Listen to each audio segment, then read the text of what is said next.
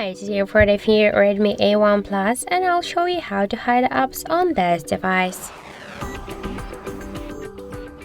Now to do that, we should first open the security application and scroll down to the hide apps. Just click to hide apps section and you'll see all of the available applications on your device which you can hide. For example, just to hide them, we should click on each of the swatchers here, and now just let's go to our home screen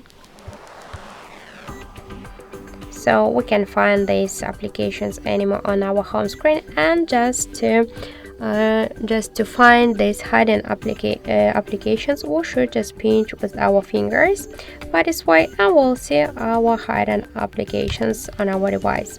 So just to add here more applications, you should click on this plus icon. If you want to unhide them, just click on the swatchers near the hidden applications and we will unhide them.